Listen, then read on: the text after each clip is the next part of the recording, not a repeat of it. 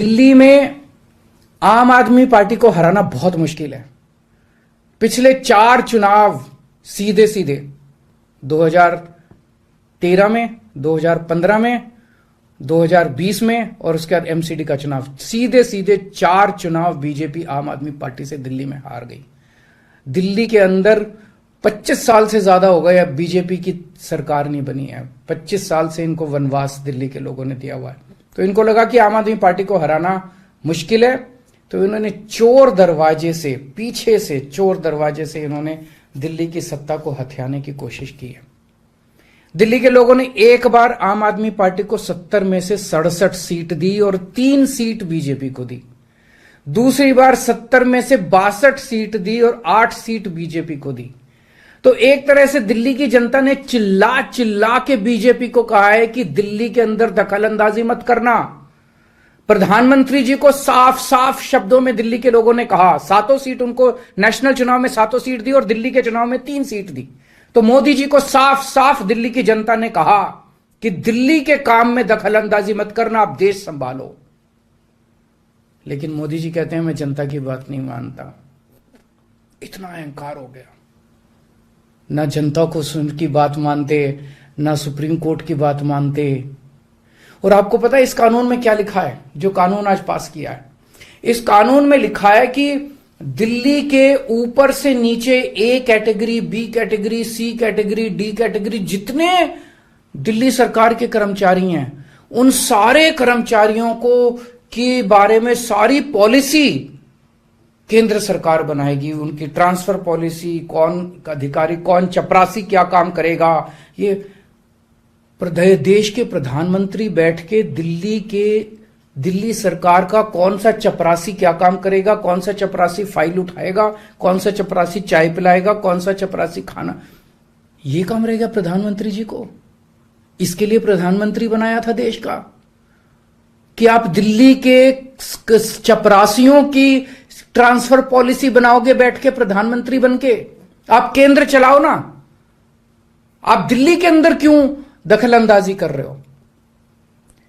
आपको क्या लगता है ऐसा क्यों कर रहे हैं? वो ऐसा इसलिए कर रहे हैं क्योंकि पिछले 7-8 साल में बिना किसी पावर के भी हम लोगों ने जो काम किए हैं, हमने इतने शानदार स्कूल बनाए, इतने शानदार अस्पताल बनाए, 24 घंटे बिजली कर दी, बिजली फ्री कर दी, पानी घर घर पहुंचा रहे हैं, सड़कें बनाई, इतने सारे काम हम लोगों ने कर दिए। इनसे वो काम नहीं हो रहे। 30-30 साल से गुजरात के अंदर इनकी सरकार है, बेड़ा गर्क है गुजरात का। हरियाणा के अंदर इनकी सरकार बनी, हरियाणा में बेड़ा गर्क है इनका। मणिपुर के अंदर बीजेपी की सरकार है, मणिपुर को जला दिया इन लोगों ने। इसलिए केजरीवाल के साथ कंपटीशन नहीं कर सकते, काम में कंपटीशन नहीं कर सकते, हमारे जैसे काम नहीं कर सकते, आम आदमी पार्टी के जैसे काम नहीं कर सकते। इसलिए केजरीवाल को काम करने से रोको, किसी भी तरह से केजरीवाल को काम करने से रोको, बस ये इनका मकसद है। मैं सुन रहा था अमित शाह जी को, वहां पे संसद में भाषण दे रहे थे, कहते हैं झगड़ते बहुत हैं ये लोग, झगड़ते बहुत हैं ये लोग। मैं स्कूल बनाता हूं, ये मेरे को स्कूल नहीं बना देते। फिर मैं जब इनसे कहता हूं मेरे को स्कूल बना देने दो, तो कहते झगड़ता बहुत है केजरीवाल। मैं मोहल्ला क्लिनिक बनाता हूं, मेरे मोहल्ला क्लिनिक तोड़वा दिए इन लोगों ने। फिर कहते हैं केजरीवाल झगड़ता बहुत है। मैं इनको कहता हूं मेरे को मोहल्ला क्लिनिक बनाने दो। मैं अस्पताल में दवाइयां फ्री करता हूं, कहते हैं दवाइयां फ्री क्यों करता है। मैं बिजली फ्री करता हूं, कहते हैं केजरीवाल फ्री भी दे रहा है, फ्री की रेवड़ियां दे रहा है, कहते हैं झगड़ते बहुत हैं। मैं जो भी करता हूं, चाहे झगड़ता हूं चाहे जो भी करता हूं, दिल्ली के लोगों को पसंद हूं। इसीलिए 3 बार 4-4 बार दिल्ली के लोगों ने मेरे को, जो भी कर रहा हूं ठीक ही कर रहा हूं, तभी 4-4 बार लोगों ने हमें वोट दिया।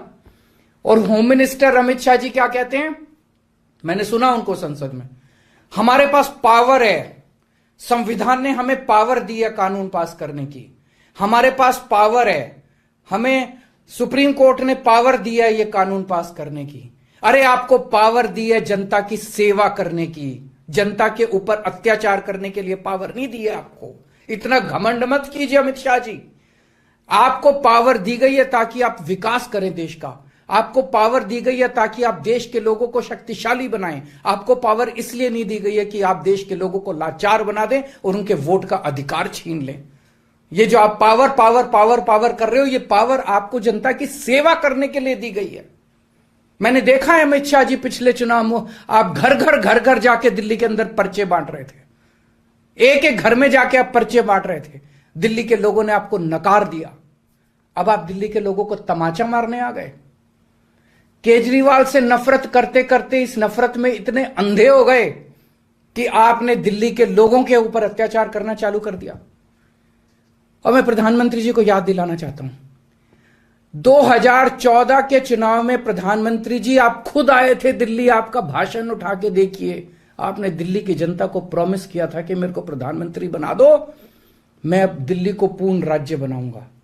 उसके पहले, हर चुनाव के पहले भारतीय जनता पार्टी ने आंदोलन किए हैं दिल्ली के अंदर दिल्ली को पूर्ण राज्य बनाने के लिए। और आज आप लोगों ने दिल्ली के लोगों की पीठ में छुरा घोंप दिया, अपनी वादे से मुकर गए। अगर आप ऐसे करोगे फिर प्रधानमंत्री पे कौन यकीन करेगा? आपने खुद बोला था 2014 में कि मैं फुल स्टेटहुड बनाऊंगा, फिर कौन जनता आपके ऊपर यकीन करेगी?